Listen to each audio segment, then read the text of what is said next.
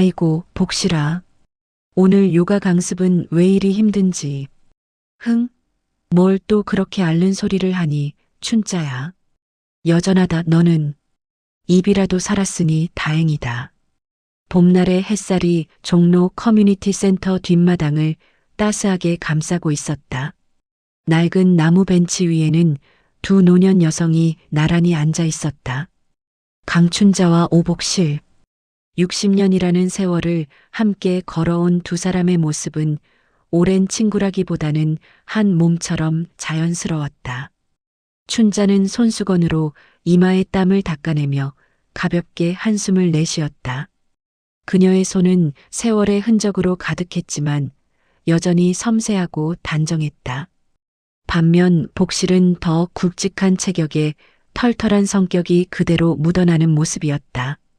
복실의 눈가에는 웃음기가 가득했지만 그 속에는 현실을 꿰뚫는 날카로움이 숨어 있었다. 두 사람 사이에는 말하지 않아도 통하는 무언가가 흐르고 있었다. 그것은 단순한 우정이 아니었다. 전쟁의 포화 속에서, 가난의 절망 속에서, 남편을 먼저 보낸 슬픔 속에서 서로를 부축하며 살아온 세월의 무게였다. 춘자가 아들 민수를 낳았을 때 복실이 산후조리를 도왔고, 복실의 남편이 세상을 떠났을 때 춘자가 49제를 함께 지냈다. 두 사람은 서로의 인생에서 가장 중요한 증인이자 지지대였다. 센터 안에서는 젊은 강사의 목소리가 활기차게 들려왔다. 실버 요가 수업이 한창이었다. 춘자는 그 소리를 들으며 자신의 뻣뻣한 허리를 주무르듯 만졌다. 예전 같았으면 이런 운동 따위 필요 없었을 텐데 이제는 조금만 움직여도 온몸이 비명을 질렀다. 복실이 가방에서 보온병을 꺼내 2개의 컵에 따뜻한 차를 따랐다. 옥수수 수염차였다. 두 사람이 가장 좋아하는 차였다. 춘자는 컵을 받아들며 고개를 끄덕였다. 감사의 표시였다. 이런 작은 몸짓 하나하나에도 60년의 세월이 배어 있었다. 벤치 너머로는 센터를 오가는 다른 노인들의 모습이 보였다. 누군가는 게이트볼 연습을 하고 있었고 누군가는 돋보기를 쓰고 신문을 읽고 있었다. 평화로운 오후였다. 춘자에게 이런 일상은 그 자체로 축복이었다. 전쟁 직후 굶주림 속에서 하루하루를 버텨야 했던 소녀 시절을 생각하면 지금의 이 평온함은 꿈만 같았다. 두 사람은 한동안 말없이 차를 마셨다. 새들이 지저귀는 소리, 바람에 흔들리는 나뭇잎 소리, 저 멀리서 들려오는 아이들의 웃음소리. 모든 것이 조화로웠다. 춘자는 눈을 감고 봄바람을 느꼈다. 이 순간이 영원했으면 좋겠다고 생각했다. 그러나 복실의 표정에는 미묘한 변화가 일고 있었다. 그녀는 차를 마시면서도 계속 춘자의 얼굴을 힐끗힐끗 쳐다보고 있었다. 마치 무슨 말을 꺼내야 할지 망설이는 듯한 모습이었다. 춘자는 그런 복실의 시선을 느끼면서도 모른 척했다. 60년을 함께 산 친구였다. 복실에게 뭔가 할 말이 있다는 것을 모를 리 없었다. 복실이 마침내 입을 열었다. 그녀의 목소리는 평소보다 조심스러웠다. 마치 폭탄을 조심스럽게 다루듯이. 복실은 춘자의 손을 가볍게 잡았다. 춘자는 그 손길에서 불편한 긴장감을 느꼈다. 뭔가 좋지 않은 이야기가 나올 것 같은 예감이었다. 복실은 한동안 말을 망설이다가 천천히 입을 떼었다. 그녀의 얼굴에는 걱정과 미안함이 동시에 어려 있었다. 춘자는 가슴이 철렁 내려앉는 것을 느꼈다. 아들 민수 이야기였다. 요즘 민수가 통 얼굴을 보이지 않는 것이 신경 쓰였는데 복실의 표정을 보니 그 이유가 자신이 생각했던 것보다 훨씬 심각한 것 같았다. 복실의 입에서 나온 말들은 춘자의 귓가를 때렸다. 동네 소문이 무성하다는 것, 민수가 IT 벤처 사업에 실패했다는 것, 사채업자들에게 쫓기고 있다는 것, 아파트를 담보로 대출을 받았다는 것, 이 모든 것이 동네 사람들의 입에 오르내리고 있다는 것. 춘자의 얼굴이 창백해졌다. 손에 들고 있던 차 컵이 미세하게 떨렸다. 아들이 요즘 바쁘다고 했던 말들, 전화를 받지 않던 날들, 만나자는 말을 계속 미루던 모습들. 모든 것이 한순간에 이해되었다.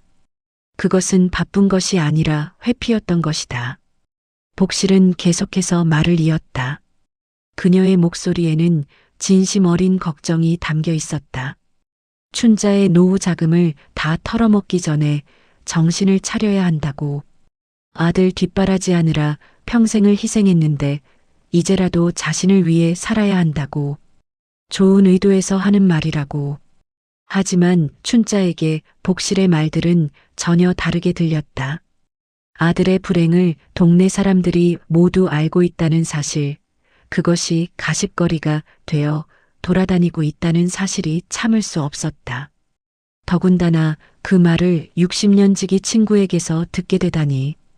복실은 자신을 걱정해서 한 말이라고 했지만 춘자에게는 그것이 배신처럼 느껴졌다. 춘자의 가슴 속에서 뜨거운 무언가가 치솟아 올랐다.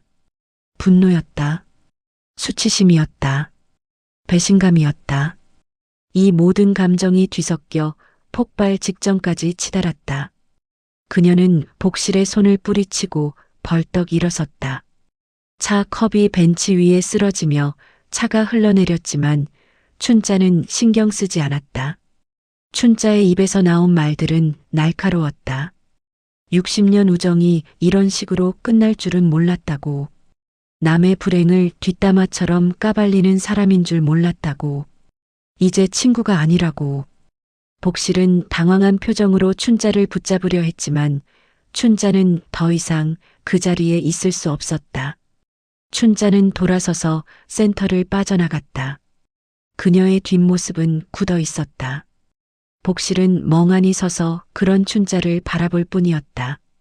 벤치 위에는 엎질러진 차와 함께 60년 우정의 잔해만이 남아 있었다. 춘자는 집으로 돌아오는 내내 복실의 말들이 머릿속을 떠나지 않았다.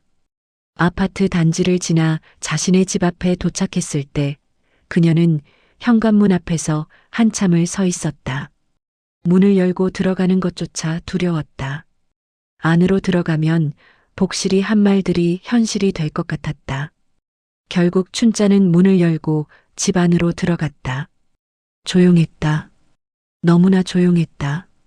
남편이 세상을 떠난 후 이 집은 늘 이렇게 고요했다. 아들 민수가 결혼 후 분가하고 나서부터는 더욱 그랬다. 춘자는 거실 소파에 주저앉았다. 힘이 빠졌다. 그녀는 핸드폰을 꺼내 민수에게 전화를 걸었다. 신호음이 길게 울렸다. 한 번, 두 번, 세 번. 받지 않았다. 춘자는 다시 걸었다. 이번에도 받지 않았다. 세 번째 전화에서도 마찬가지였다. 춘자의 가슴이 답답해졌다. 복실의 말이 사실일지도 모른다는 두려움이 서서히 현실로 다가왔다. 춘자는 민수에게 문자 메시지를 보냈다. 간단하게 엄마다. 전화 좀 해라라고만 썼다. 하지만 답장은 오지 않았다. 춘자는 핸드폰을 내려놓고 천장을 바라보았다. 그녀의 눈에서 눈물이 흘러내렸다. 아들을 키우느라 평생을 바쳤는데 이제 아들은 자신에게 무슨 일이 생겼는지조차 말하지 않고 있었다. 저녁이 되었다. 춘자는 밥을 짓지 않았다. 식욕이 없었다. 그녀는 그저 소파에 앉아 TV를 켰다. 뉴스가 나왔지만 무슨 내용인지 전혀 들어오지 않았다. 머릿속은 온통 민수 생각뿐이었다. 아들이 정말 사채업자에게 쫓기고 있는 것일까? 아파트를 담보로 잡혔다는 것이 사실일까? 밤 10시가 넘었을 때 현관문이 열리는 소리가 들렸다. 춘자는 벌떡 일어났다. 민수였다. 아들은 초췌한 모습으로 집 안으로 들어왔다. 그의 얼굴에는 피로가 가득했고 눈빛은 흐려져 있었다. 춘자는 아들의 그런 모습을 보자마자 가슴이 무너져 내리는 것을 느꼈다. 민수는 어머니를 보자 미안한 표정을 지었다. 그는 소파에 털썩 주저앉았다. 춘자는 아들 옆에 앉아 그의 손을 잡았다. 민수의 손은 차갑고 떨리고 있었다. 춘자는 아무 말도 하지 않고 그저 아들의 손을 잡고 있었다. 한참의 침묵이 흘렀다. 민수가 입을 열었다. 그의 목소리는 작고 떨렸다. 회사가 어렵다고, IT 벤처 사업이 실패했다고, 투자받은 돈을 모두 날렸고 추가로 대출까지 받았다고, 아파트를 담보로 잡았다고, 이제 더 이상 버틸 수 없다고, 모든 것이 복실이 말한 그대로였다. 춘자는 아들의 말을 들으며 눈물을 흘렸다. 하지만 그녀는 아들을 꾸짖지 않았다. 대신 민수를 껴안았다. 아들은 어머니의 품에서 한참을 울었다. 춘자는 아들의 머리를 쓰다듬으며 괜찮다고, 엄마가 있다고 속삭였다. 그날 밤 춘자는 잠을 이루지 못했다. 그녀는 통장을 꺼내 잔액을 확인했다. 남편이 남긴 보험금과 평생 모은 저축, 그리고 전세금을 합치면 상당한 금액이었다. 노후를 위해 모아둔 돈이었지만 지금 아들을 구하지 못하면 무슨 의미가 있을까? 춘자는 결심했다. 아들을 돕기로. 다음 날 아침 춘자는 은행에 갔다. 그녀는 창구 직원에게 예금 해지를 요청했다. 직원이 노후 자금인데 정말 해지하시겠냐고 물었지만 춘자는 단호했다.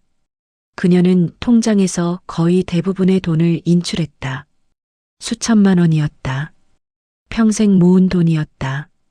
춘자는 그 돈을 민수에게 건넸다. 민수는 어머니의 돈을 받을 수 없다고 했지만 춘자는 강하게 밀어붙였다. 이 돈으로 빚을 갚고 다시 시작하라고. 엄마는 괜찮다고. 아들만 다시 일어서면 된다고. 민수는 어머니 앞에서 무릎을 꿇고 울었다. 춘자도 함께 울었다. 그날 이후 춘자의 삶은 완전히 달라졌다. 노후 자금의 대부분을 아들에게 준 후 그녀는 자신의 생활비를 절약해야 했다. 외식은 꿈도 꾸지 못했고 새 옷도 살 수 없었다. 하지만 춘자는 후회하지 않았다.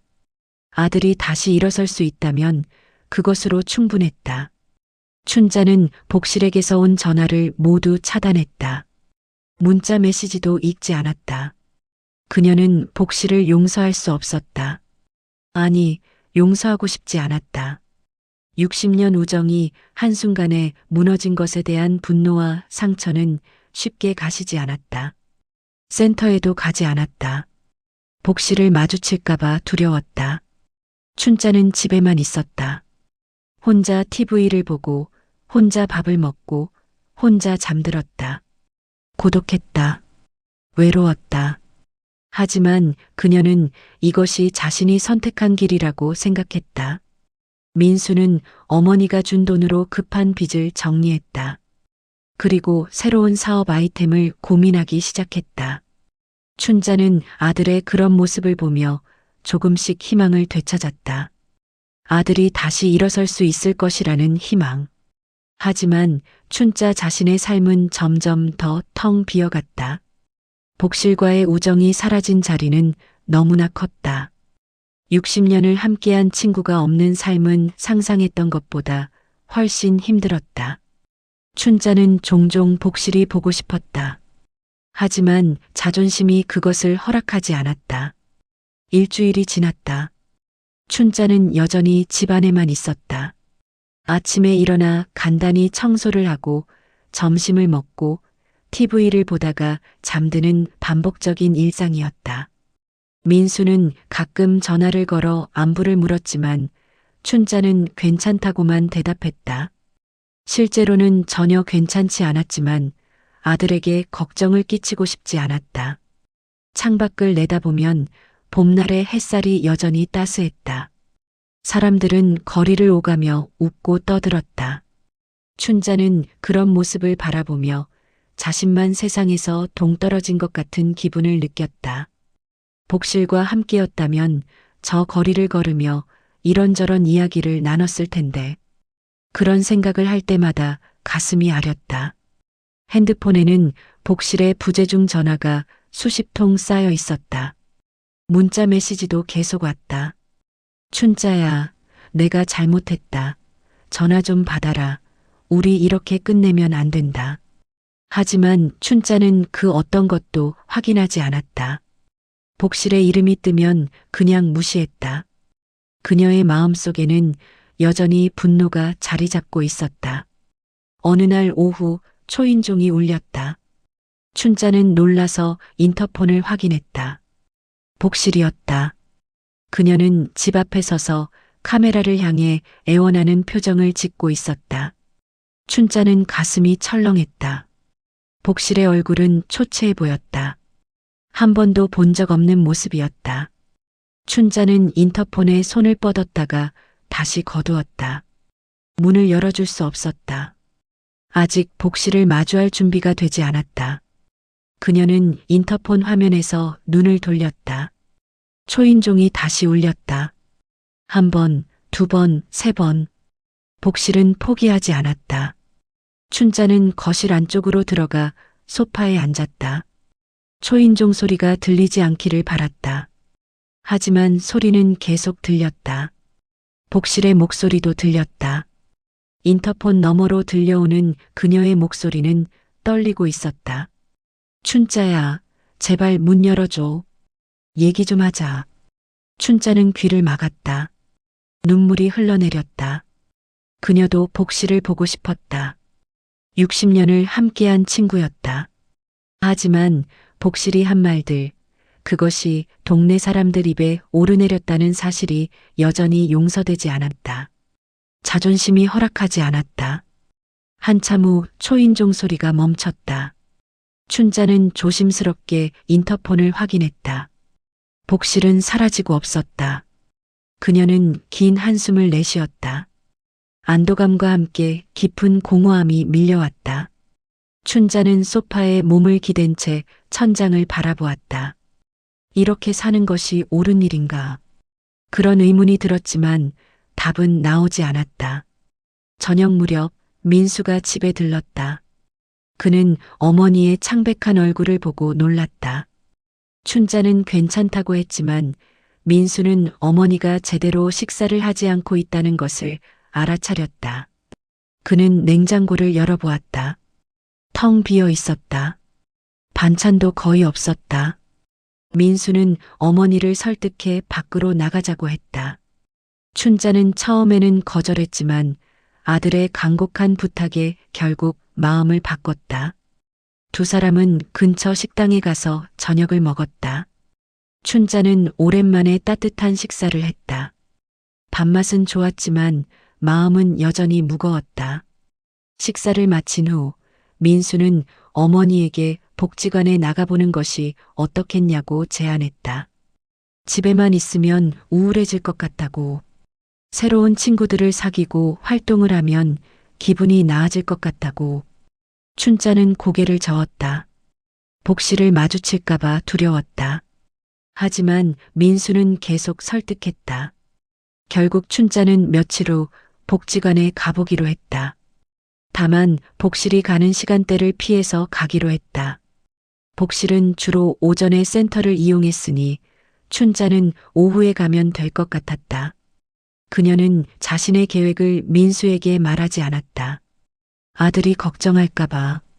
복지관에 처음 갔을 때 춘자는 어색했다. 그녀는 구석자리에 앉아 다른 사람들을 관찰했다. 노인들은 삼삼오오 모여 카드놀이를 하거나 담소를 나누고 있었다. 모두가 즐거워 보였다. 춘자는 그 속에 끼기가 어려웠다. 60년 동안 복실 하나만 있으면 충분했으니까. 그때 한 여성이 춘자에게 다가왔다.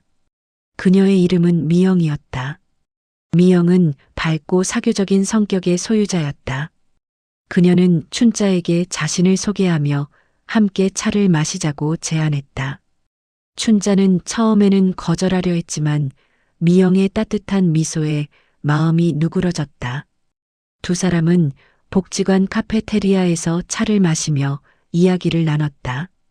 미영은 자신의 삶에 대해 솔직하게 이야기했다.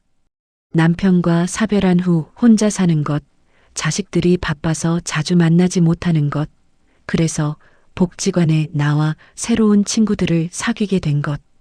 춘자는 미영의 이야기를 들으며 공감했다. 미영은 춘자에게 실버사회공헌단이라는 프로그램을 추천했다.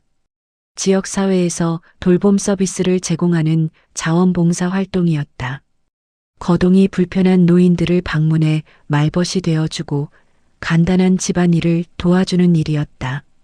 미영은 이 활동을 통해 삶의 의미를 다시 찾았다고 말했다.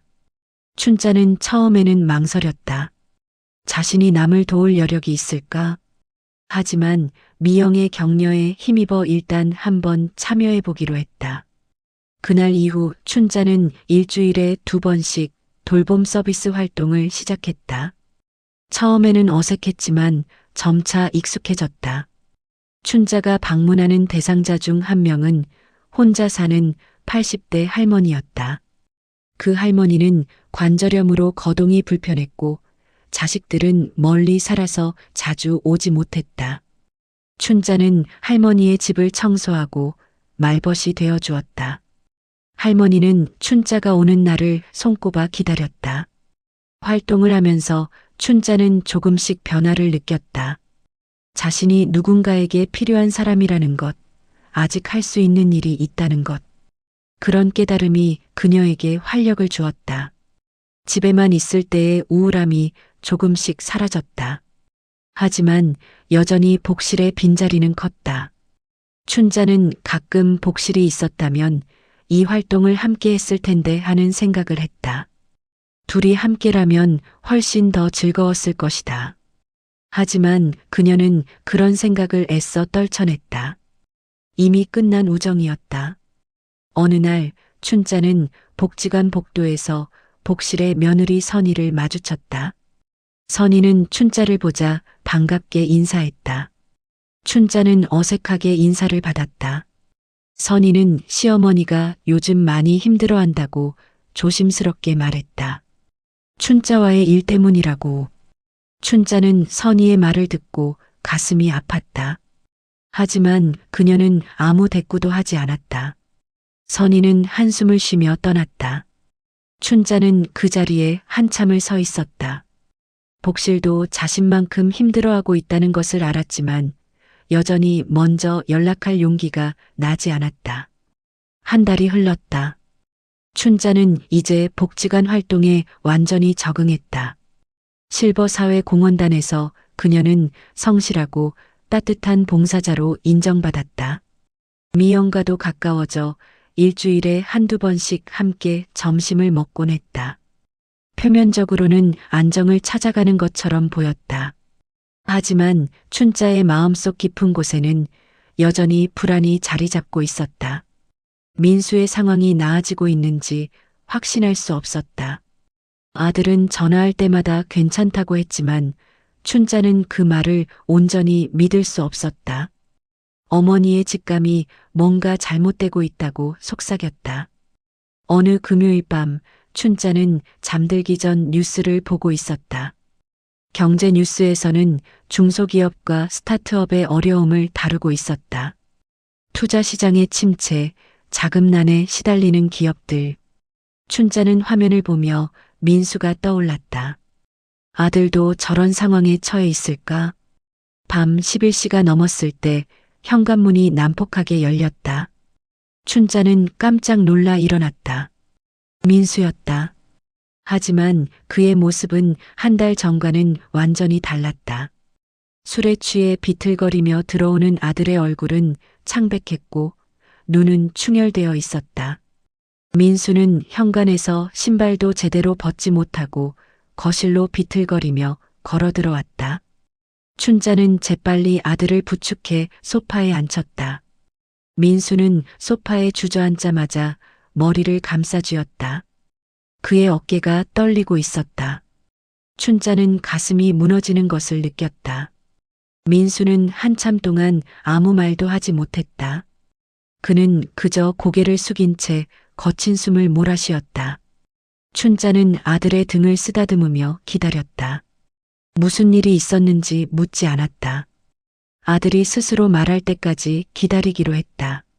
몇 분 후 민수가 입을 열었다. 그의 목소리는 떨리고 있었다.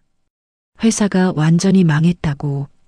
투자자들이 모두 발을 뺐고 직원들에게 월급도 주지 못했다고. 사무실도 정리해야 한다고. 모든 것이 끝났다고. 춘자는 아들의 말을 들으며 숨이 막혔다. 지난 한 달 동안 민수는 어머니가 준 돈으로 회사를 다시 일으켜 세우려고 필사적으로 노력했다. 새로운 투자자를 찾아다니고 제품을 개선하고 고객사를 발굴했다. 하지만 모든 것이 수포로 돌아갔다. 민수는 계속해서 말을 이었다. 어머니가 준 돈도 모두 사라졌다고. 회사 운영비와 직원 급여로 다 써버렸다고. 이제 남은 것은 아무것도 없다고. 그는 어머니 앞에서 무너졌다. 눈물이 쏟아졌다. 춘자는 아들을 꼭 껴안았다. 그녀의 눈에서도 눈물이 흘러내렸다. 평생 모은 돈이 사라졌다는 사실보다 아들이 이렇게 무너져가는 모습이 더 참을 수 없었다.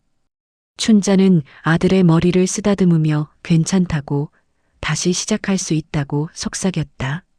하지만 민수는 고개를 저었다. 이제는 정말 방법이 없다고. 빚만 남았고 신용도 바닥이고 아파트 담보대출도 갚아야 한다고. 사채업자들이 다시 연락을 해오기 시작했다고. 그는 완전히 절망에 빠져 있었다. 그날 밤 춘자는 민수를 재운 후 혼자 거실에 앉아 있었다. 어둠 속에서 그녀는 지난 날들을 되돌아보았다. 남편과 함께 가난을 이겨내고 아들을 키우고 조금씩 돈을 모아온 세월들. 그 모든 것이 한순간에 무너졌다. 춘자는 복실히 했던 말을 떠올렸다.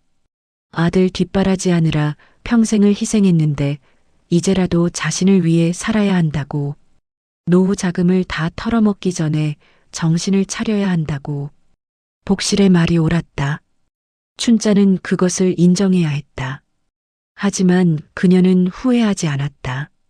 아들이었다. 자신의 살과 피였다. 아들이 무너지는 것을 보고만 있을 수 없었다. 비록 결과는 좋지 않았지만 춘자는 자신이 할 수 있는 최선을 다했다고 생각했다. 다음 날 아침 민수는 숙취에 시달리며 일어났다. 그는 어젯밤의 한 말들을 기억하고 어머니 앞에서 고개를 들지 못했다. 춘자는 아들에게 아침을 차려주며 조용히 말했다. 괜찮다고. 엄마는 항상 내 편이라고. 다시 시작하면 된다고. 민수는 어머니의 말에 눈물을 흘렸다. 그는 어머니에게 최선을 다해 다시 일어서겠다고 약속했다. 춘자는 아들의 손을 잡고 고개를 끄덕였다. 그녀는 아들을 믿었다. 비록 지금은 절망적이지만 언젠가는 다시 일어설 수 있을 것이라고 믿었다. 민수가 집을 나간 후 춘자는 통장을 다시 확인했다. 남은 돈은 얼마 되지 않았다. 생활비조차 빠듯한 금액이었다. 그녀는 한숨을 쉬었다. 이제 정말로 절약해야 했다. 외출도 줄이고 봉사활동도 가능한 한 걸어 다녀야 했다. 춘자는 복지관에 가는 길에 시장을 지났다. 예전에는 복실과 함께 이 시장을 돌아다니며 이것저것 사 먹고 수다를 떨었다. 하지만 이제는 혼자였다. 춘자는 가장 저렴한 식재료만 골라 샀다. 그녀의 장바구니는 초라했다.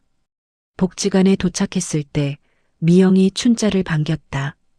하지만 미영은 춘자의 표정이 어둡다는 것을 알아차렸다. 그녀는 조심스럽게 무슨 일이 있냐고 물었다. 춘자는 아무것도 아니라고 대답했지만 미영은 그 말을 믿지 않았다.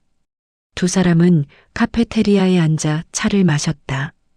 미영은 춘자에게 힘든 일이 있으면 털어놓으라고 말했다.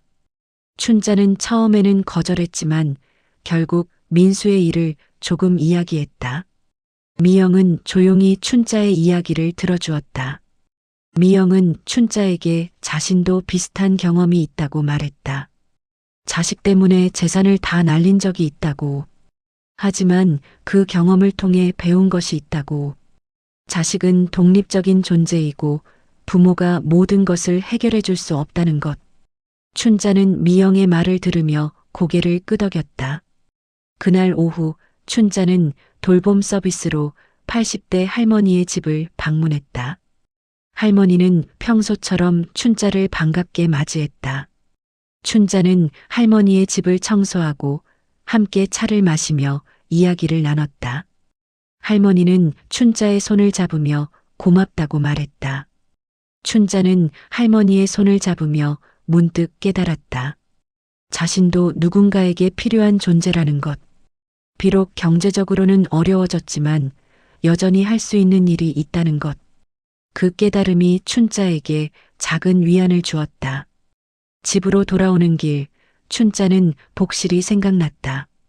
복실과 함께였다면 이 모든 고통을 나눌 수 있었을 텐데. 하지만 그녀는 여전히 복실에게 먼저 연락할 용기가 나지 않았다. 자존심이 그것을 허락하지 않았다. 2달이 흘렀다. 춘자는 돌봄 서비스 활동에 더욱 몰두했다. 그것이 그녀에게 유일한 삶의 의미였다. 경제적으로는 여전히 어려웠지만 누군가를 돕는다는 것 자체가 그녀에게 힘이 되었다. 미영과의 우정도 깊어졌고 복지관에서 춘자는 점차 중요한 역할을 맡게 되었다. 어느 날 복지관 관장이 춘자를 사무실로 불렀다. 관장은 춘자의 봉사활동을 높이 평가하며 새로운 프로젝트를 제안했다. 시니어 라이프 멘토링 프로그램이었다. 젊은 세대와 노년 세대를 연결해 서로의 경험을 나누는 프로그램이었다. 관장은 춘자가 이 프로그램의 초기 멤버로 참여해 주기를 바란다고 말했다. 춘자는 처음에는 자신이 그런 역할을 할 수 있을지 확신이 서지 않았다. 하지만 관장은 춘자의 따뜻함과 진정성이 프로그램에 꼭 필요하다고 강조했다. 춘자는 고민 끝에 수락했다. 첫 멘토링 세션에서 춘자는 30대 직장 여성을 만났다. 그녀의 이름은 지연이었다. 지연은 회사 생활과 육아를 병행하며 지쳐 있었다. 춘자는 지연의 이야기를 들으며 자신의 젊은 시절을 떠올렸다. 춘자도 비슷한 고민을 했었다. 춘자는 지연에게 자신의 경험을 이야기해 주었다. 어떻게 아이를 키우며 일했는지, 어떻게 힘든 시기를 버텼는지, 무엇이 자신을 지탱하게 했는지. 지연은 춘자의 이야기를 들으며 눈물을 글썽였다. 춘자의 말 한마디 한마디가 지연에게 큰 위로가 되었다. 세션이 끝난 후 지연은 춘자에게 감사의 인사를 했다. 춘자의 이야기가 자신에게 큰 힘이 되었다고. 춘자는 지연의 손을 잡으며 언제든 이야기하고 싶으면 연락하라고 말했다. 그날 춘자는 집으로 돌아오는 길에 뿌듯함을 느꼈다. 자신의 경험이 누군가에게 도움이 될 수 있다는 것이 신기했다. 한편 민수는 여전히 재기를 위해 고군분투하고 있었다. 그는 작은 프리랜서 IT 개발 일을 받아 하루하루를 버티고 있었다. 수입은 많지 않았지만 그래도 조금씩 빚을 갚아나가고 있었다. 민수는 어머니에게 걱정을 끼치지 않기 위해 가능한 한 밝은 모습으로 연락했다. 어느 날 저녁 민수가 춘자를 찾아왔다. 그는 평소와 달리 흥분된 표정이었다. 민수는 새로운 사업 아이디어가 떠올랐다고 말했다. 시니어 라이프 코칭 플랫폼이었다. 노년층의 경험과 지혜를 디지털 플랫폼으로 연결해 젊은 세대에게 멘토링을 제공하는 서비스였다. 민수는 어머니가 하고 있는 멘토링 활동에서 영감을 받았다고 했다. 노년층의 경험은 엄청난 자산인데 그것을 체계적으로 활용하는 서비스가 없다는 것을 깨달았다고. 민수는 자신의 IT 기술과 어머니의 경험을 결합하면 좋은 서비스를 만들 수 있을 것 같다고 말했다. 춘자는 아들의 이야기를 들으며 놀랐다. 자신이 하고 있는 작은 활동이 사업 아이디어가 될 수 있다는 것이 신기했다. 민수는 어머니에게 이 프로젝트에 참여해달라고 부탁했다. 초기 자문 역할을 맡아달라고. 춘자는 망설였다. 자신이 그런 일을 할 수 있을지 확신이 서지 않았다. 하지만 민수는 어머니의 경험과 통찰이 꼭 필요하다고 강조했다. 실제 사용자의 관점을 이해하는 사람이 필요하다고. 춘자는 고민 끝에 수락했다. 아들을 돕고 싶었다. 비록 지난번에 실패했지만 이번에는 다를 것이라고 믿고 싶었다. 그날부터 춘자와 민수는 함께 프로젝트를 시작했다. 민수는 기술적인 부분을 담당하고 춘자는 사용자 경험과 콘텐츠 기획을 도왔다. 춘자는 복지관에서 만난 다른 시니어들의 의견도 수렴했다. 미영도 프로젝트에 관심을 보이며 도움을 주겠다고 나섰다. 몇 주 동안 두 사람은 밤낮으로 일했다.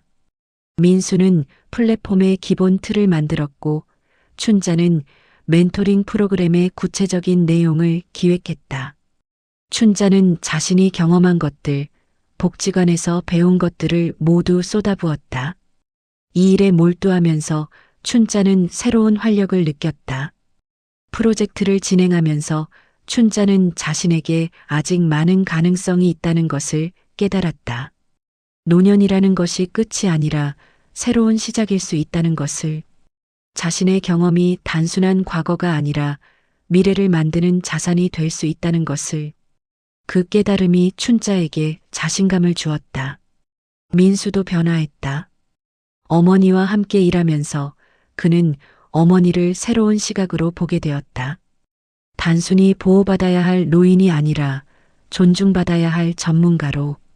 민수는 어머니의 통찰력과 지혜에 감탄했다. 두 사람의 관계는 더욱 깊어졌다. 한 달 후 민수는 프로토타입을 완성했다. 그들은 복지관에서 시범 서비스를 시작하기로 했다. 관장도 이 아이디어를 적극 지지하며 복지관 시설 사용을 허락했다. 춘자는 다른 시니어들을 설득해 멘토로 참여시켰다. 미영을 포함한 5명의 시니어가 초기 멘토로 합류했다. 시범 서비스는 예상보다 좋은 반응을 얻었다. 젊은 세대들은 시니어 멘토들의 경험담에 큰 관심을 보였다. 특히 인생의 전환기를 겪고 있는 사람들에게 시니어들의 조언은 큰 도움이 되었다. 입소문이 나면서 참가 신청이 늘어났다.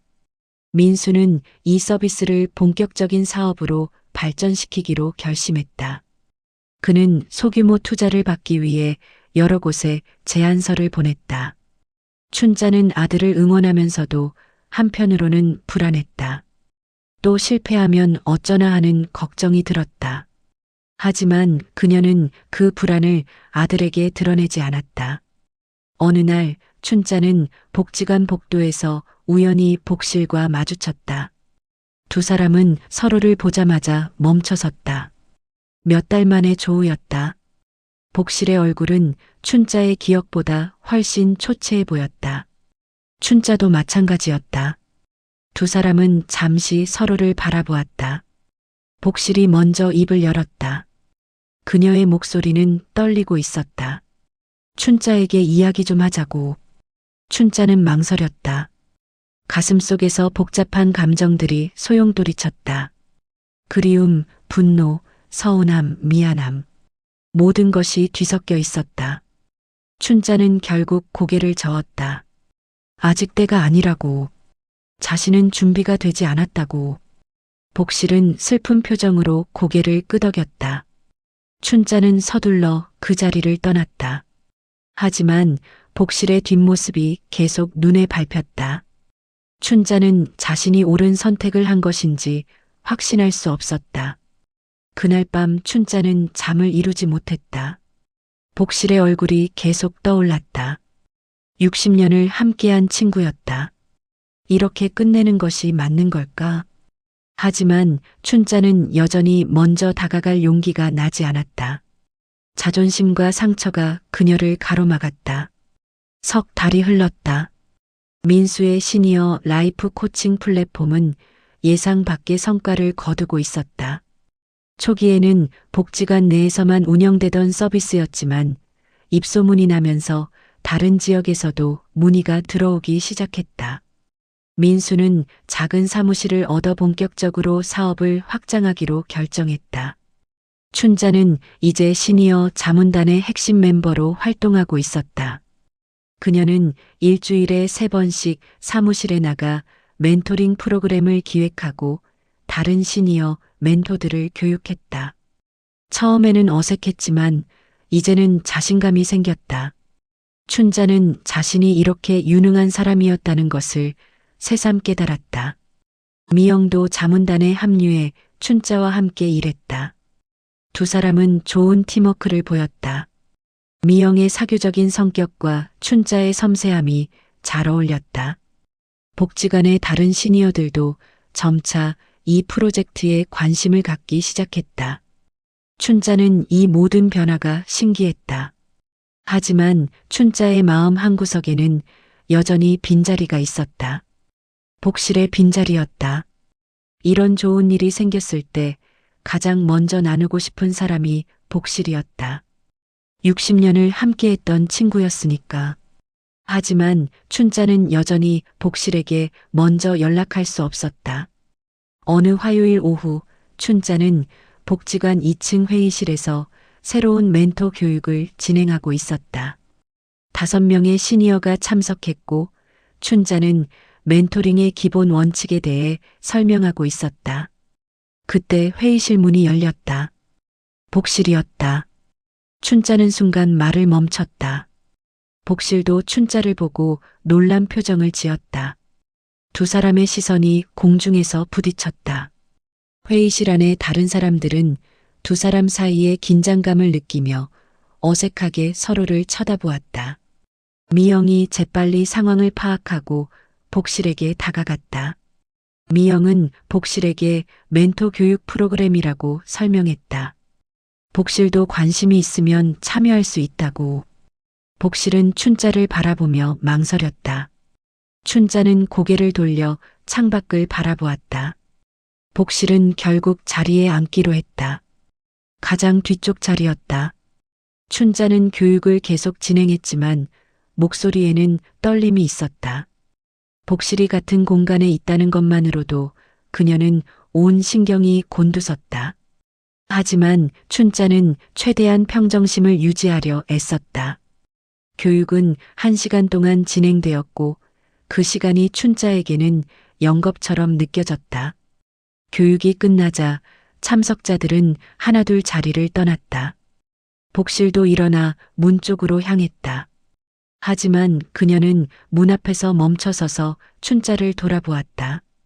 춘자는 복실의 시선을 느꼈지만 모른 척했다. 자료를 정리하는 척하며 시선을 피했다. 복실이 조심스럽게 다가왔다. 그녀는 춘자의 책상 앞에 서서 말을 꺼냈다. 목소리는 작고 떨리고 있었다. 춘자에게 잠깐 이야기할 수 있겠냐고. 춘자는 손을 멈추고 복실을 올려다보았다. 복실의 얼굴에는 간절함이 어려 있었다. 춘자는 잠시 망설이다가 고개를 저었다. 지금은 바쁘다고. 다음에 이야기하자고. 복실의 얼굴이 어두워졌다. 그녀는 알겠다며 고개를 숙였다. 복실이 돌아서서 문 쪽으로 걸어갔다. 춘자는 복실의 뒷모습을 바라보았다. 그 뒷모습이 예전보다 훨씬 작고 약해 보였다. 문이 닫히고 난 후 미영이 춘자에게 다가왔다. 미영은 조심스럽게 물었다. 복실 씨와 무슨 일이 있었냐고. 춘자는 한숨을 쉬며 간단히 상황을 설명했다. 미영은 춘자의 이야기를 들으며 고개를 끄덕였다.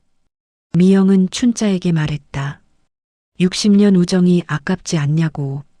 누구나 실수할 수 있는데 용서할 수 없는 것이냐고. 춘자는 대답하지 않았다. 미영의 말이 옳다는 것을 알았지만 여전히 복실을 용서할 준비가 되지 않았다.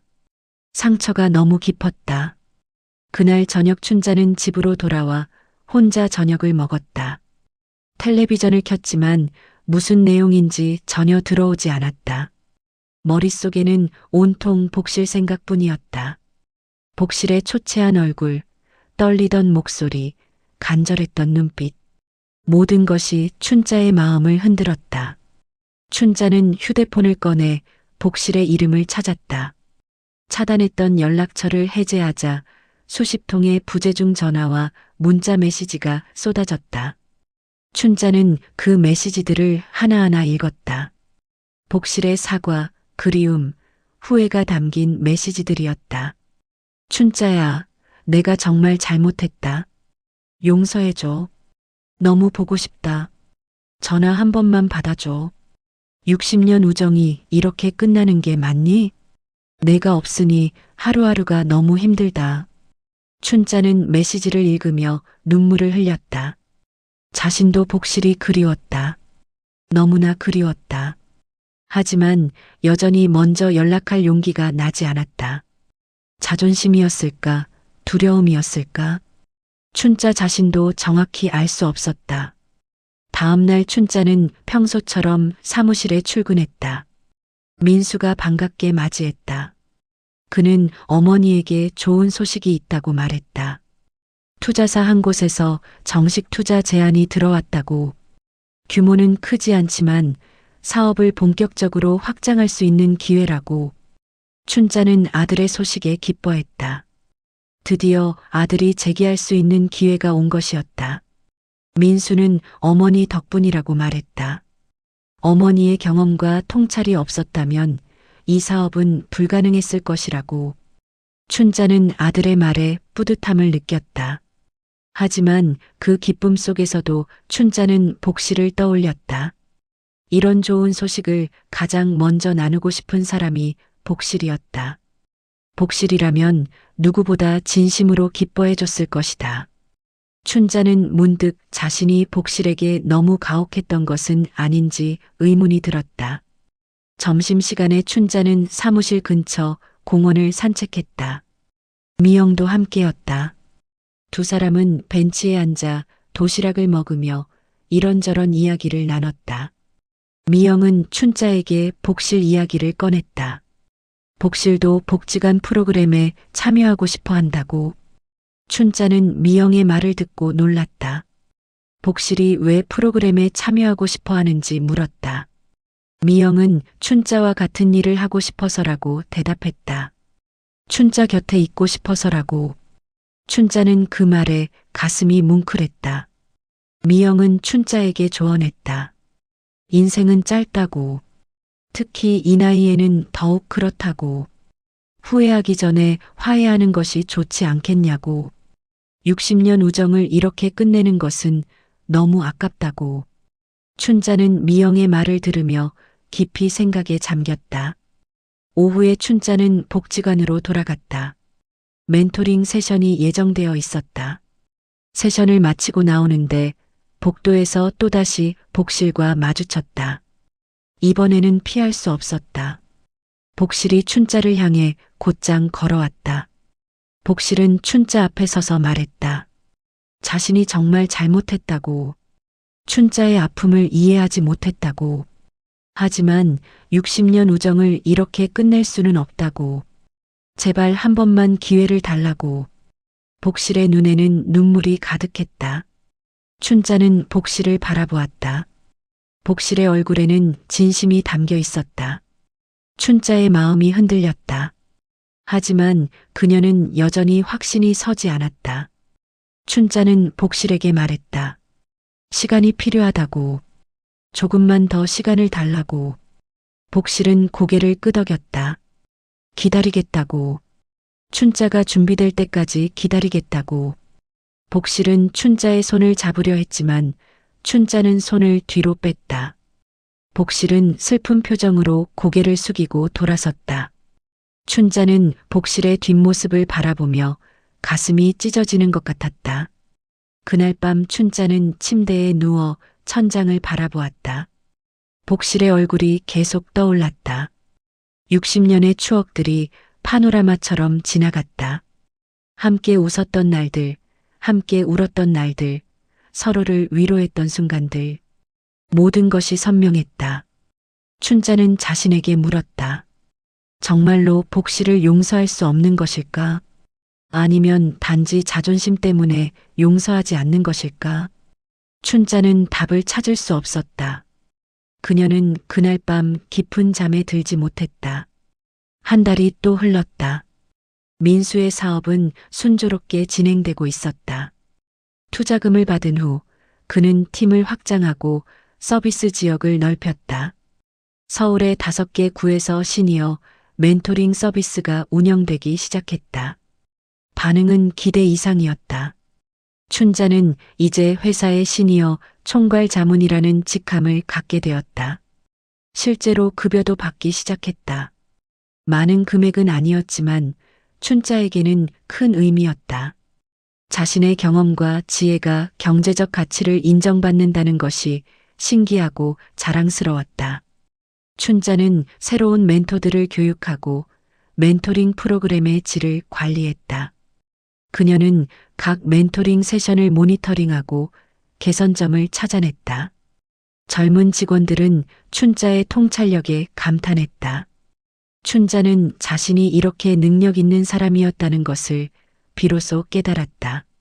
어느 금요일 오후 춘자는 민수와 함께 회의를 하고 있었다. 민수는 새로운 서비스 확장 계획을 설명했다. 온라인 플랫폼을 만들어 전국적으로 서비스를 제공하겠다는 것이었다. 춘자는 아들의 계획을 들으며 놀라움과 자부심을 동시에 느꼈다. 민수는 어머니에게 말했다. 이 모든 것이 어머니 덕분이라고. 어머니가 없었다면 이 사업은 시작조차 할 수 없었을 것이라고. 춘자는 아들의 말에 눈시울이 붉어졌다. 그녀가 아들에게 준 돈은 돌아오지 않았지만 그것보다 더 큰 것을 얻었다. 아들과의 새로운 관계, 그리고 자신의 가치에 대한 깨달음. 회의를 마치고 춘자는 복지관으로 향했다. 오늘은 새로운 멘토 후보자들을 면접하는 날이었다. 미영과 함께 5명의 시니어를 면접했다. 그들 모두 각자의 분야에서 풍부한 경험을 가진 사람들이었다. 춘자는 그들의 이야기를 들으며 시니어의 잠재력을 다시 한번 확인했다. 면접이 끝나고 춘자와 미영은 복지관 카페테리아에서 차를 마셨다. 미영이 조심스럽게 물었다. 복실과는 어떻게 되었냐고. 춘자는 한숨을 쉬며 대답했다. 아직 결정하지 못했다고. 미영은 고개를 끄덕이며 더 이상 묻지 않았다. 저녁 무렵 춘자는 집으로 돌아오는 길에 시장에 들렀다. 장을 보는 동안 문득 복실이 생각났다. 예전에는 복실과 함께 이 시장을 돌아다니며 흥정도 하고 맛있는 것도 사 먹었다. 이제는 혼자였다. 춘자는 장바구니를 들고 쓸쓸히 집으로 향했다. 집에 도착해 저녁 준비를 하는데 민수에게서 전화가 왔다. 민수는 흥분된 목소리로 말했다. 대기업 계열사에서 협력 제안이 들어왔다고. 그들의 임직원 복지 프로그램에 시니어 멘토링을 도입하고 싶다고. 이것은 엄청난 기회였다. 춘자는 아들의 소식에 기뻐하며 축하했다. 민수는 이 모든 것이 어머니 덕분이라고 또 한 번 강조했다. 전화를 끊은 후 춘자는 혼자 앉아 생각에 잠겼다. 아들이 드디어 완전히 재기한 것이었다. 그녀가 준 희생이 헛되지 않았다. 하지만 동시에 춘자는 공허함을 느꼈다. 이렇게 좋은 소식을 나눌 친구가 없다는 것이 서글펐다. 미영도 좋은 친구였지만 60년을 함께한 복실과는 다른 차원이었다. 춘자는 휴대폰을 들고 복실에게 전화를 걸까 고민했다. 하지만 결국 전화를 걸지 못했다. 다음 주 월요일 춘자는 대기업 협력권을 논의하기 위한 회의에 참석했다.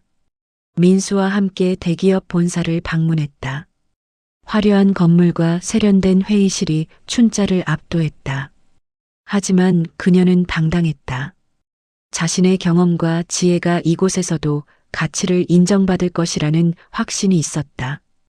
회의에서 춘자는 시니어 멘토링의 철학과 방법론을 설명했다. 대기업 임원들은 춘자의 프레젠테이션에 감명받았다. 그들은 즉석에서 협력을 결정했다. 민수는 어머니를 자랑스럽게 바라보았다. 춘자는 자신이 이런 일을 해낼 수 있다는 것이 여전히 신기했다. 회의를 마치고 나오는 길에 민수가 말했다. 어머니가 이제는 단순한 어머니가 아니라 동료이자 멘토라고. 춘자는 아들의 말에 뿌듯함을 느꼈다. 그녀는 자신의 정체성이 확장되고 있음을 느꼈다. 단순히 누군가의 어머니, 누군가의 친구가 아니라 자기 자신으로서의 가치. 그날 저녁 춘자는 미영을 만나 저녁을 먹었다. 미영은 춘자의 성공을 진심으로 축하했다. 두 사람은 와인을 한 잔씩 마시며 앞으로의 계획을 이야기했다. 미영도 회사의 멘토로 더욱 활발하게 활동하고 싶다고 말했다. 식사를 마치고 집으로 돌아오는 길, 춘자는 공원 벤치에 잠시 앉았다. 밤하늘에는 별이 빛나고 있었다. 춘자는 지난 몇 개월을 돌아보았다. 절망에서 시작해 이제는 새로운 삶을 살고 있었다. 아들도 재기했고 자신도 새로운 정체성을 찾았다. 하지만 여전히 마음 한구석은 비어 있었다. 복실의 빈자리였다. 춘자는 하늘을 올려다보며 생각했다. 언젠가는 복실과 화해할 수 있을까? 그날이 올까? 춘자는 확신할 수 없었다. 하지만 조금씩 마음이 열리고 있다는 것은 느낄 수 있었다. 며칠 후 춘자는 복지관에서 멘토 교육을 진행하고 있었다. 교육이 끝나고 복도를 걷는데 관장이 춘자를 불렀다. 관장은 춘자에게 중요한 제안을 했다. 복지관의 시니어 프로그램 총괄 자문을 맡아달라고. 정식 직책이었다. 춘자는 놀라며 물었다. 자신이 그런 일을 할 수 있겠냐고. 관장은 단호하게 말했다. 춘자만큼 적임자가 없다고. 지난 몇 개월 동안 춘자가 보여준 헌신과 능력을 모두가 인정한다고. 춘자는 잠시 고민하다가 수락했다. 집으로 돌아온 춘자는 거울 앞에 섰다. 거울 속의 자신을 바라보았다. 몇 개월 전과는 다른 사람처럼 보였다. 눈빛에 자신감이 있었고 표정에 활기가 있었다. 춘자는 미소 지었다. 자신이 이렇게 변할 수 있다는 것이 놀라웠다. 하지만 그 미소 속에는 씁쓸함도 섞여 있었다. 이 모든 변화를 함께 나눌 친구가 없다는 것. 복실이 없다는 것. 춘자는 거울에서 눈을 떼고 창밖을 바라보았다. 달빛이 방 안으로 들어왔다. 춘자는 조용히 복실을 떠올렸다. 석 달이 더 흘렀다. 계절은 어느새 가을로 접어들고 있었다. 단풍이 물들기 시작하고 선선한 바람이 불었다. 춘자의 삶은 완전히 달라져 있었다. 민수의 회사는 빠르게 성장했고 춘자는 이제 업계에서 인정받는 시니어 전문가가 되어 있었다. 민수의 시니어 라이프 코칭 플랫폼은 대기업과의 협력을 시작으로 여러 기업과 계약을 맺었다. 매출이 안정적으로 발생하기 시작했고 직원도 15명으로 늘어났다. 민수는 어머니가 준 돈의 몇 배를 벌어들이고 있었다. 완전한 재기였다. 어느 토요일 오후 민수는 어머니를 회사로 초대했다. 특별한 발표가 있다며. 춘자가 사무실에 도착하자 직원들이 모두 모여 있었다. 민수는 춘자를 단상으로 모셨다. 그리고 발표했다. 회사의 공식 시니어 자문단 이사로 춘자를 임명한다고. 직원들이 박수를 쳤다. 춘자는 놀라서 아들을 바라보았다. 민수는 어머니를 꼭 껴안으며 말했다. 어머니가 없었다면 이 회사는 존재하지 않았을 것이라고. 어머니의 경험과 헌신이 이 모든 것을 가능하게 했다고. 춘자는 눈물을 흘렸다. 임명식이 끝나고 작은 파티가 열렸다. 케이크와 샴페인이 준비되었다. 직원들은 춘자에게 다가와 축하 인사를 건넸다. 젊은 직원들은 춘자를 존경의 눈빛으로 바라보았다. 춘자는 이 모든 것이 꿈만 같았다. 파티가 끝나고 춘자는 민수와 단둘이 사무실에 남았다. 민수는 어머니에게 감사의 말을 전했다. 지난 1년 동안의 고통과 좌절, 그리고 재기의 과정을 함께 해줘서 고맙다고. 춘자는 아들의 손을 잡으며 말했다. 자신도 아들 덕분에 새로운 삶을 찾았다고. 저녁 무렵 춘자는 집으로 돌아오는 길에 시장에 들렀다. 장을 보면서 문득 복실이 생각났다. 이런 좋은 일이 있을 때 가장 먼저 나누고 싶은 사람이 복실이었다. 춘자는 장바구니를 들고 한숨을 쉬었다. 복실의 빈자리가 여전히 컸다. 시장을 나오는데 앞에서 누군가 다가왔다. 복실의 며느리 선이었다. 선이는 춘자를 보자 반갑게 인사했다. 춘자도 어색하게 인사를 받았다. 선이는 시어머니 이야기를 꺼냈다. 요즘 시어머니가 많이 힘들어한다고. 춘자는 선이의 말에 귀를 기울였다. 선이는 조심스럽게 말을 이었다. 복실의 아들, 즉 선이의 남편도 사업에 실패했다고. 몇 달 전부터 상황이 나빠지기 시작했고 이제는 거의 파산 직전이라고. 복실이 평생 모은 돈을 모두 아들에게 주었지만 소용없었다고. 춘자는 충격을 받았다. 복실의 아들도 사업에 실패했다는 것.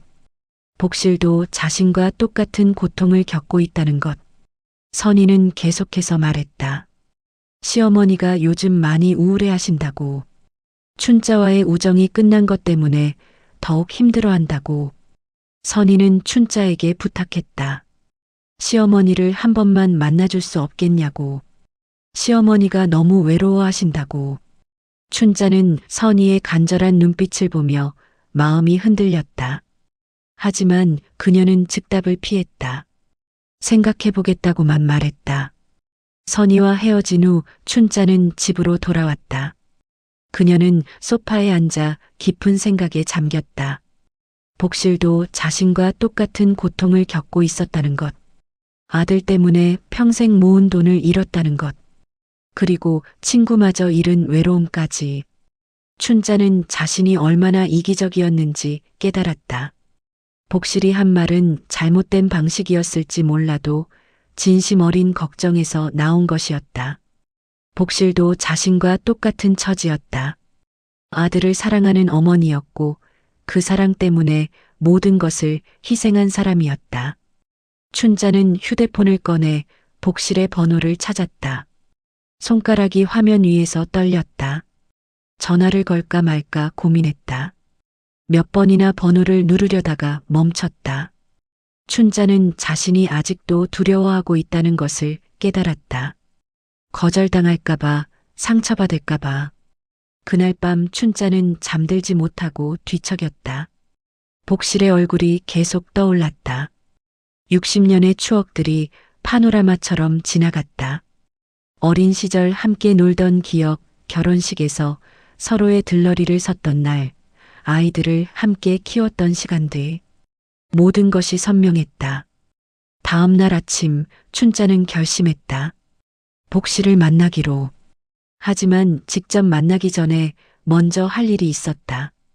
춘자는 민수에게 전화를 걸었다. 복실의 아들에게 일자리를 줄 수 있겠냐고 물었다. 민수는 잠시 놀란 후 어머니의 뜻을 이해했다.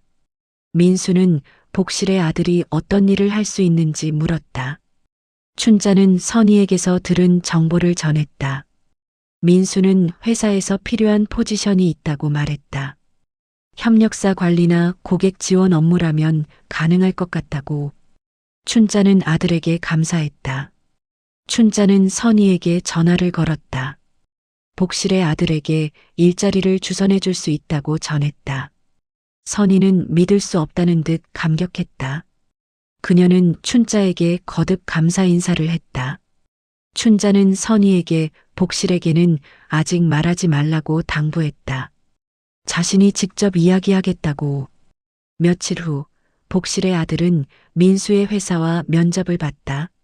면접은 순조롭게 진행되었고 그는 협력사 관리 담당으로 채용되었다. 춘자는 이 소식을 듣고 안도의 한숨을 쉬었다. 이제 복실을 만날 준비가 되었다. 수요일 오후 춘자는 복지관으로 향했다. 그녀는 복실에게 연락하지 않았다. 복실이 복지관에 오는 시간을 알고 있었으니까. 춘자는 복지관 입구에서 잠시 망설였다.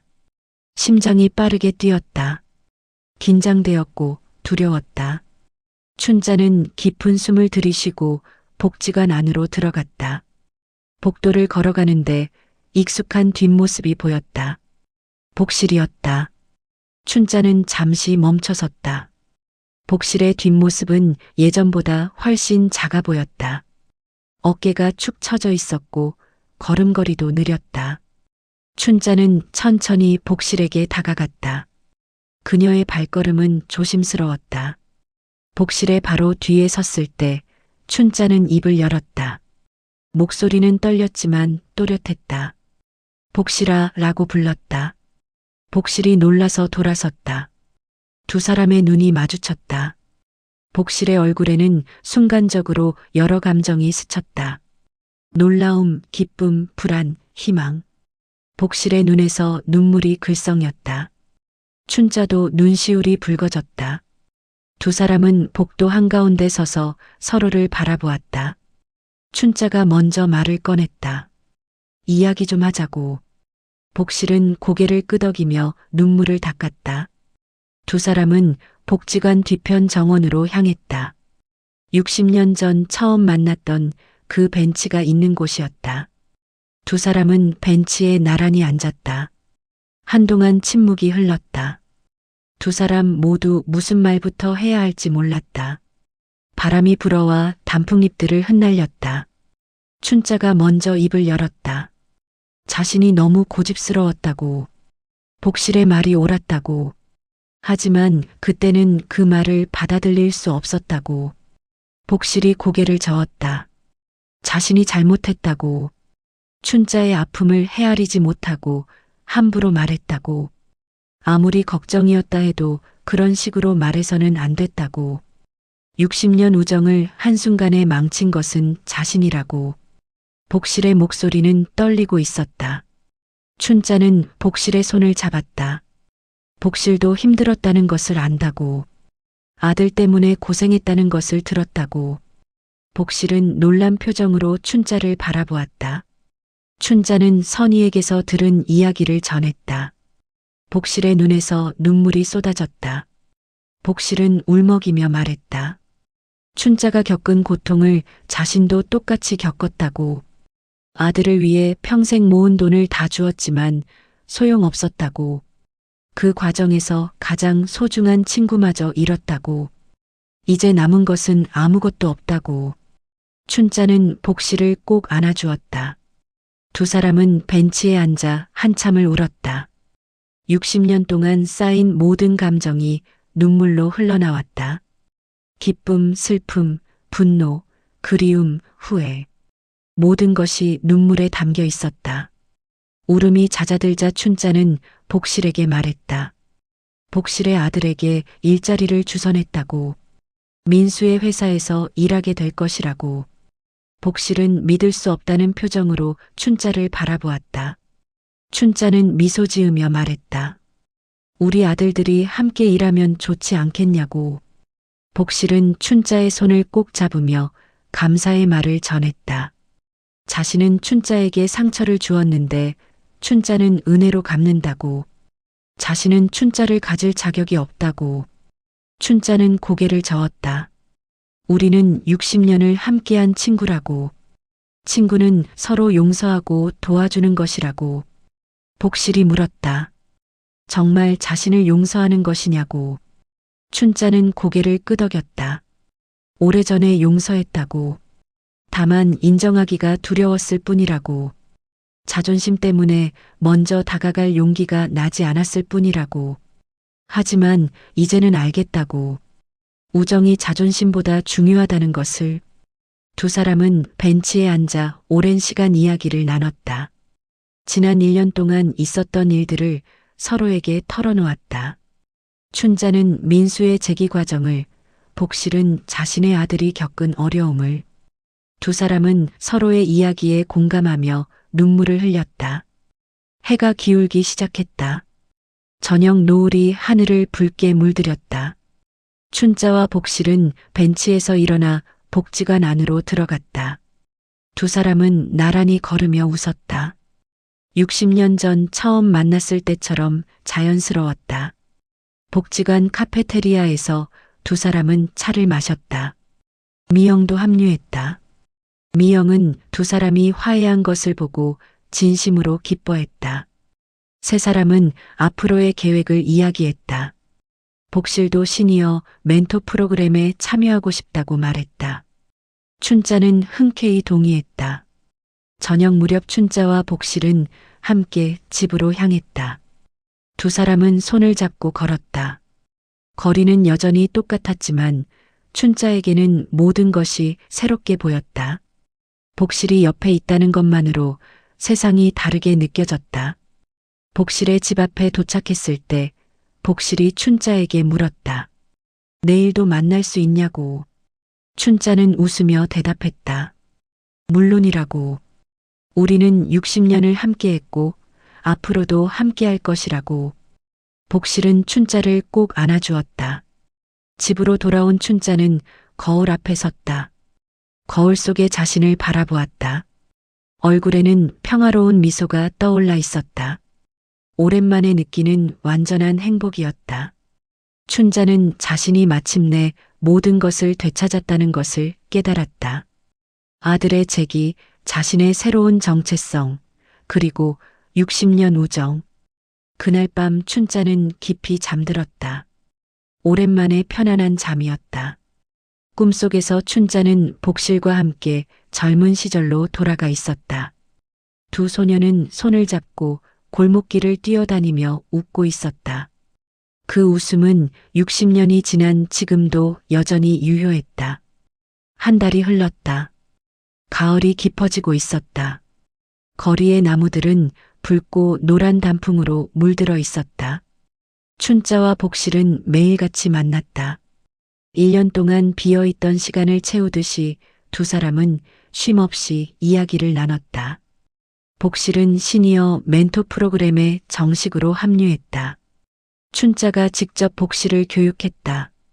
복실은 배우는 과정에서 춘자의 성장에 놀랐다.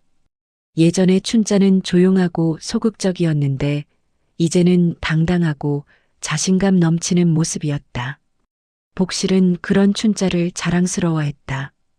복실의 아들은 민수의 회사에서 일을 시작했다. 처음에는 어색했지만 민수는 복실의 아들을 친절하게 대했다. 두 사람은 점차 가까워졌다. 어머니들의 우정이 아들들에게도 이어지고 있었다. 춘자와 복실은 그 모습을 보며 흐뭇해했다. 어느 금요일 오후 복지관에서는 시니어 멘토링 프로그램의 1주년 기념 행사가 열렸다. 지난 1년 동안의 성과를 축하하는 자리였다. 많은 사람들이 참석했다. 멘토들, 멘티들, 복지관 관계자들, 그리고 민수의 회사 직원들까지. 춘자는 행사 진행을 맡았다. 그녀는 무대 위에 서서 지난 1년을 돌아보는 발표를 했다. 처음 프로그램을 시작했을 때의 어려움, 시행착오, 그리고 성공의 순간들을 이야기했다. 청중들은 춘자의 이야기에 집중했다. 춘자는 발표 중에 복실을 무대로 초대했다. 복실은 놀라며 춘자를 바라보았다. 춘자는 미소 지으며 손짓했다. 복실은 떨리는 걸음으로 무대 위로 올라갔다.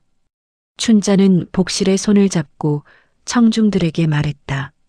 춘자는 복실이 자신에게 얼마나 중요한 존재인지 이야기했다. 60년을 함께한 친구이자 인생의 동반자라고, 힘들 때 서로를 지탱해준 존재라고, 지난 1년 동안 떨어져 있었지만 그 시간이 오히려 우정의 소중함을 깨닫게 해줬다고. 춘자의 목소리는 감정으로 가득했다. 복실의 눈에서 눈물이 흘러내렸다. 청중들도 감동에 조용히 박수를 보냈다. 춘자는 복실을 꼭 안아주었다. 두 사람은 무대 위에서 한참을 껴안고 있었다. 60년의 세월이, 1년의 이별이, 그리고 화해의 기쁨이 그 포옹 속에 담겨 있었다. 행사가 끝나고 작은 리셉션이 열렸다. 춘자와 복실은 사람들과 이야기를 나누며 즐거운 시간을 보냈다. 민수와 복실의 아들도 함께였다. 네 사람은 한 테이블에 앉아 차를 마시며 앞으로의 계획을 이야기했다. 민수가 말했다. 회사가 성장하면서 더 많은 시니어 멘토가 필요하다고. 전국적으로 확대할 계획이라고. 춘자와 복실에게 전국 지부의 총괄을 맡아달라고 제안했다. 두 사람은 놀라며 서로를 바라보았다. 민수는 진심이었다. 복실의 아들도 말을 보탰다. 자신도 이 일에 더 깊이 관여하고 싶다고. 시니어들의 경험을 디지털로 기록하고 보존하는 프로젝트를 시작하고 싶다고. 춘자는 그 아이디어에 감탄했다. 복실은 아들을 자랑스럽게 바라보았다. 리셉션이 끝나고 춘자와 복실은 함께 집으로 향했다. 두 사람은 천천히 걸으며 이야기를 나눴다. 저녁 노을이 하늘을 물들이고 있었다. 춘자는 복실에게 물었다. 지난 1년 동안 가장 힘들었던 순간이 언제였냐고. 복실은 잠시 생각하다가 대답했다. 춘자 없이 보낸 모든 순간이 힘들었다고. 특히 아들 문제로 힘들 때 춘자와 이야기를 나눌 수 없었던 것이 가장 괴로웠다고. 60년 동안 모든 것을 함께 나눴는데 갑자기 혼자가 된 것이 견딜 수 없었다고. 춘자도 고백했다. 자신도 마찬가지였다고. 좋은 일이 생겨도 힘든 일이 있어도 가장 먼저 생각나는 사람이 복실이었다고. 복실에게 전화하려다가 멈추는 일이 하루에도 몇 번씩 있었다고. 그럴 때마다 가슴이 찢어지는 것 같았다고. 두 사람은 공원 벤치에 앉았다. 두 사람이 가장 좋아하는 장소였다. 예전에도 자주 이곳에 와서 앉아 있곤 했다. 벤치에는 두 사람의 이름이 새겨진 작은 명패가 있었다. 몇 년 전 복지관에서 만든 것이었다. 춘자가 명패를 쓰다듬으며 말했다. 이 벤치처럼 우리 우정도 영원히 남을 것이라고. 복실은 고개를 끄덕이며 춘자의 손을 잡았다. 두 사람은 말없이 앉아 있었다. 바람이 불어와 단풍잎들을 흩날렸다. 평화로운 순간이었다. 잠시 후 복실이 말했다. 자신이 춘자에게 배운 것이 많다고. 특히 지난 1년 동안 춘자가 어떻게 변화했는지 보면서 자신도 용기를 얻었다고. 나이가 들었다고 끝이 아니라는 것을, 여전히 새로운 시작이 가능하다는 것을 춘자가 보여줬다고. 춘자는 복실에게 말했다. 자신이 변할 수 있었던 것은 복실 덕분이라고. 복실이 했던 그 말들이 비록 그때는 받아들이기 힘들었지만 결국 춘자를 변화시켰다고.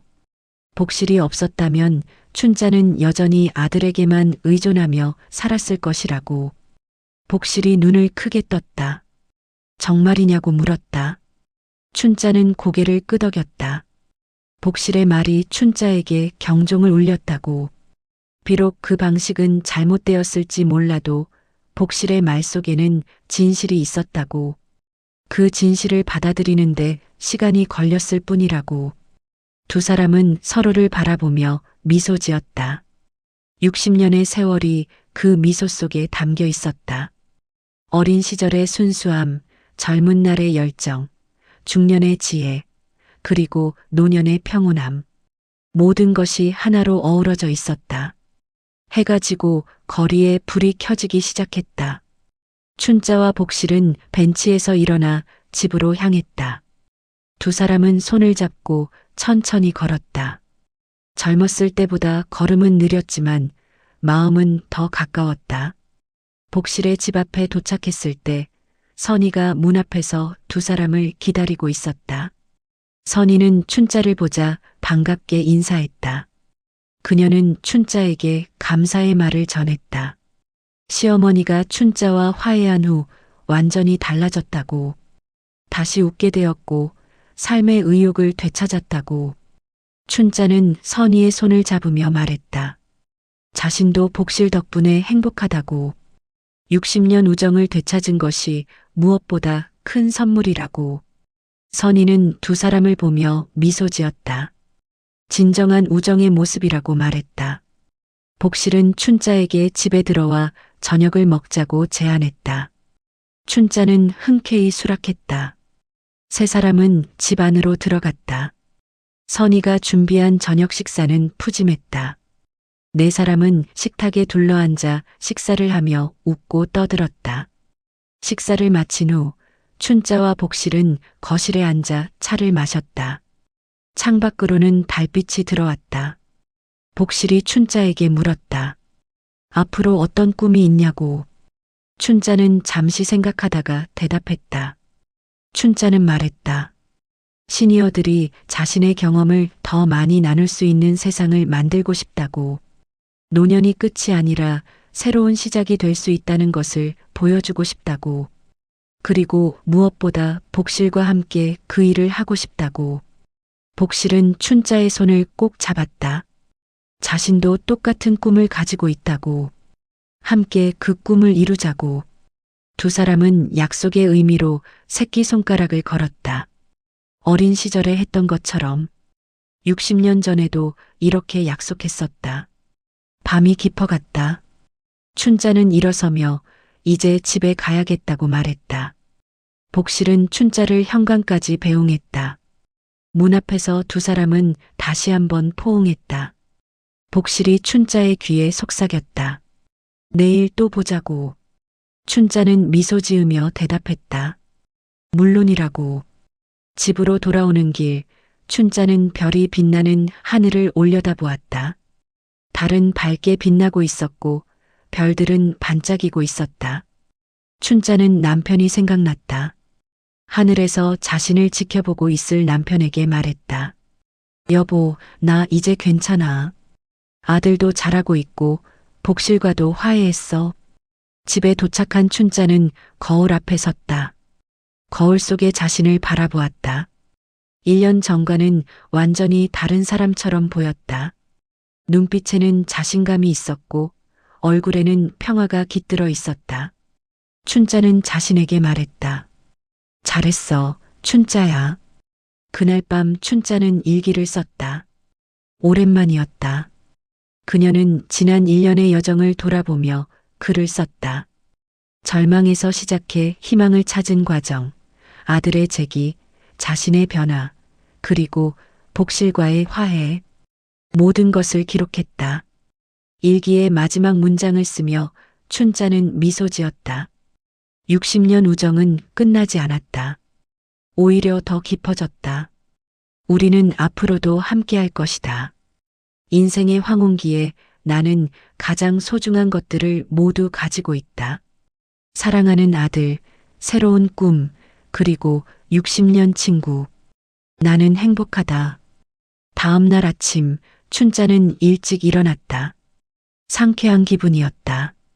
그녀는 창문을 열어 신선한 공기를 들이마셨다. 가을 아침의 공기는 상쾌했다. 춘자는 복실에게 문자를 보냈다. 오늘 센터에서 만나자. 우리 함께 새로운 시작을 하자.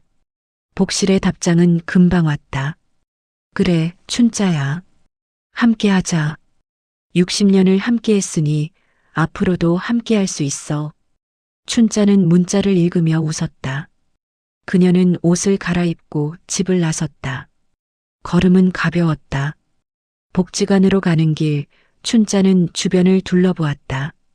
거리는 여전히 똑같았지만 모든 것이 새롭게 보였다.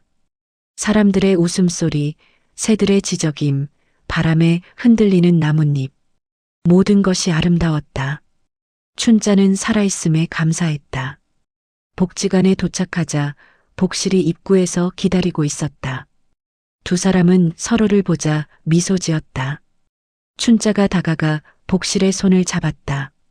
복실도 춘자의 손을 꼭 잡았다. 두 사람은 말없이 서로를 바라보았다. 60년의 세월이 그 눈빛 속에 담겨 있었다. 두 사람은 손을 잡고 복지관 안으로 들어갔다. 복도를 걸으며 춘자가 말했다. 우리 앞으로 더 많은 시니어들을 도와주자. 우리가 겪은 것처럼 절망에서 희망을 찾을 수 있도록. 복실은 고개를 끄덕였다. 함께라면 할 수 있다고. 회의실에 들어서자 미영과 다른 멘토들이 기다리고 있었다. 모두들 춘자와 복실을 보고 반갑게 맞이했다. 춘자는 사람들 앞에 서서 말했다. 오늘부터 복실이 정식으로 팀에 합류한다고. 자신의 가장 오래된 친구이자 가장 신뢰하는 동료라고. 복실은 사람들에게 인사했다. 자신도 이 의미 있는 일에 참여하게 되어 영광이라고. 춘자와 함께 일할 수 있어서 행복하다고. 사람들은 박수로 복실을 환영했다.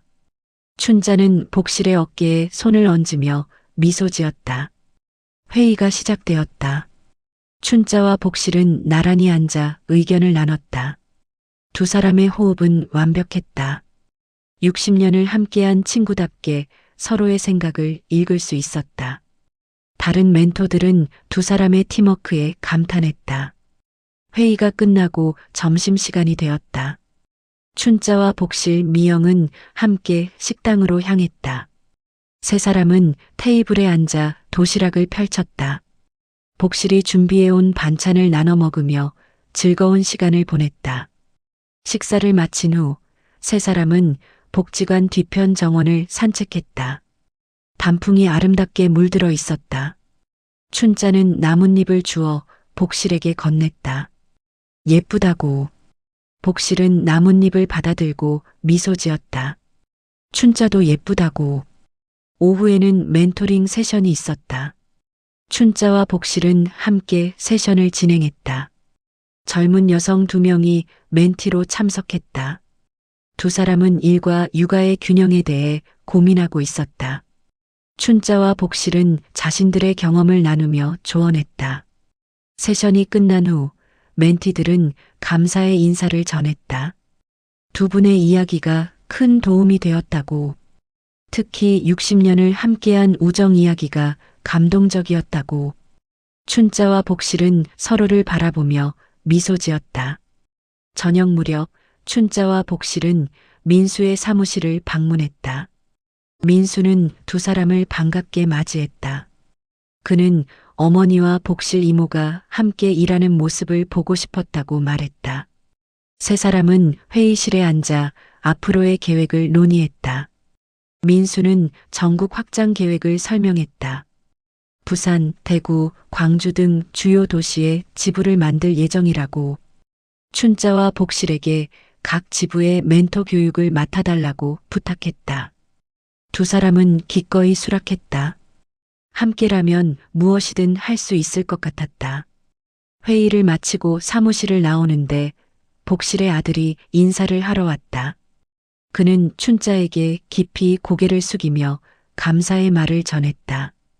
춘자 이모 덕분에 새로운 삶을 시작할 수 있었다고. 춘자는 그의 손을 잡으며 말했다. 열심히 하면 된다고. 건물을 나오자 어둠이 내려앉고 있었다. 거리에는 가로등이 켜지고 사람들이 퇴근길에 오르고 있었다. 춘자와 복실은 천천히 집으로 향했다. 두 사람은 말없이 걸었지만 그 침묵은 편안했다. 복실의 집 앞에 도착했을 때 복실이 춘자에게 말했다. 오늘 하루가 꿈만 같다고. 춘자와 함께 일할 수 있어서, 다시 가까워질 수 있어서 너무 행복하다고. 춘자는 복실의 손을 잡으며 말했다.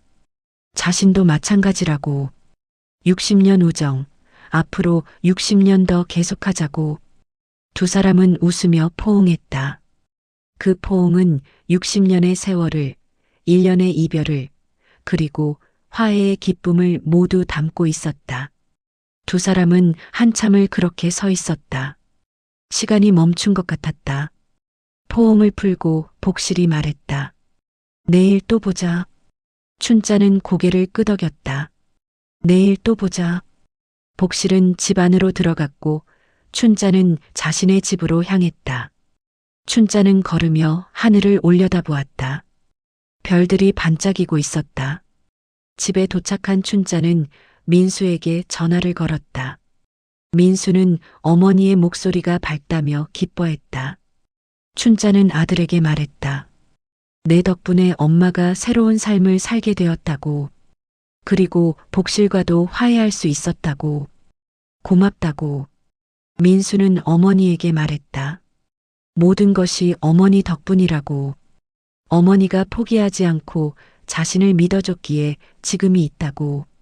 어머니의 경험과 지혜가 이 모든 것을 만들었다고. 어머니를 자랑스럽게 생각한다고. 전화를 끊은 후 춘자는 침대에 누워 천장을 바라보았다. 1년 전 이맘때를 떠올렸다. 그때는 모든 것이 절망적이었다. 아들의 실패, 복실과의 절교, 경제적 어려움. 하지만 지금은 모든 것이 달라졌다. 춘자는 깨달았다. 인생은 끝나지 않는다는 것을. 나이가 들었다고 새로운 시작이 불가능한 것이 아니라는 것을. 오히려 나이가 들수록 더 많은 지혜를 가지게 되고 그 지혜로 더 의미 있는 일을 할 수 있다는 것을. 춘자는 미소 지으며 눈을 감았다. 내일이 기대되었다.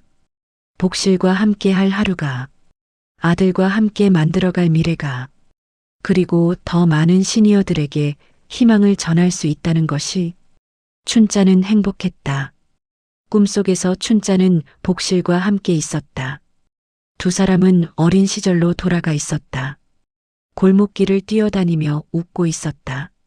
그 웃음은 60년이 지난 지금도 앞으로도 계속될 것이었다. 60년의 우정은 영원했다.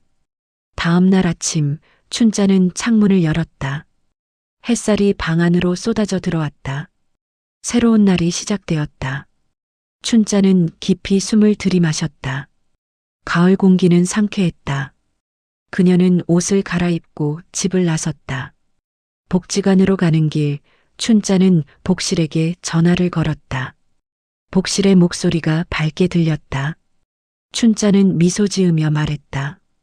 오늘 우리 뭐 할까? 복실이 웃으며 대답했다. 함께라면 뭐든 좋아. 춘자는 고개를 끄덕였다. 그래, 함께라면 뭐든 좋아. 두 사람은 복지관에서 만나 새로운 하루를 시작했다. 60년을 함께했고 앞으로도 함께할 두 친구. 그들의 우정은 시간을 초월했다. 그들의 이야기는 많은 사람들에게 희망을 주었다. 그리고 그들의 여정은 계속되었다.